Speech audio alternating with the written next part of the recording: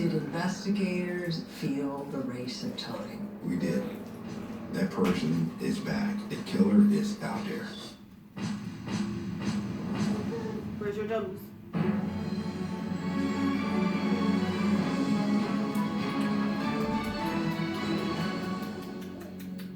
You're a boy, B. Hi, I'm Paula Zahn, and tonight we're on the case in Fort Wayne, Indiana, the second largest city in the state.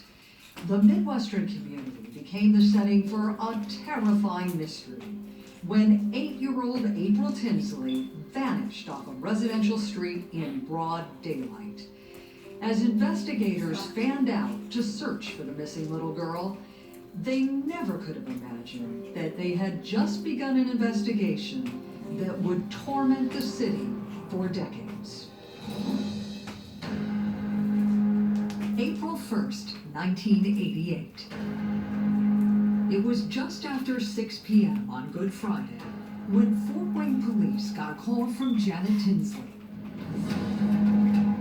Through her tears, the frightened mother told dispatchers that her 8-year-old daughter April had gone missing after a playdate with a friend. Officers were immediately dispatched to take a report.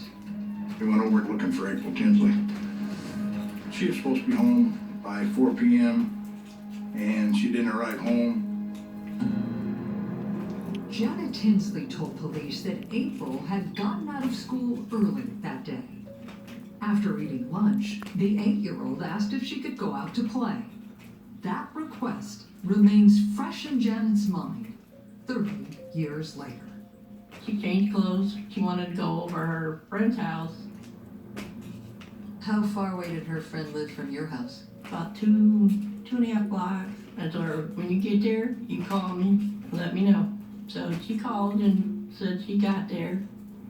During that last phone conversation, Janet reminded her daughter to be home between 3:30 and 4 to avoid the rain that had been forecasted.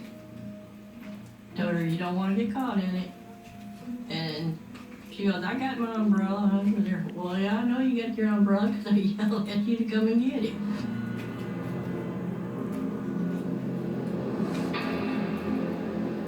When her daughter wasn't back at 4 o'clock, Janet called the mother of April's friend Nicole. As they spoke, a troubling story slowly came into focus.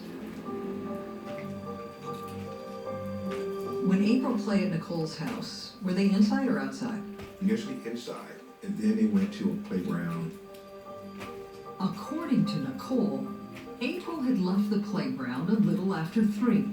But just as she began her walk home, April realized that she had left something at Nicole's house. On her way home, she remembered that she had forgotten an umbrella.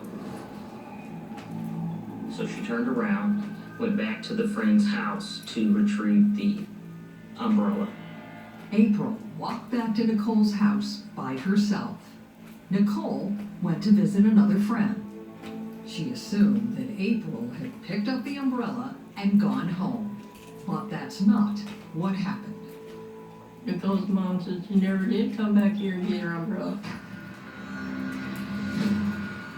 April's mother started to panic. Her husband Michael and nearly every other parent in the neighborhood took to the streets in search of the missing 8-year-old. We searched the alleys, looked in the garages. We went everywhere. After a couple of hours without success, Janet called the police.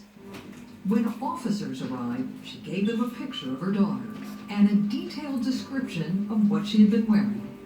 Pink gym shoes, a pink and red jacket, blue turtleneck sweater, light blue slacks with 3 hearts down the left leg. How did law enforcement react to the missing persons report? They did start looking for her that day, just word of mouth, neighborhood search. Detectives meticulously retraced April's last known whereabouts. April never made it back to Nicole's house. What kind of distances are we talking about here? We're just talking several blocks, not far.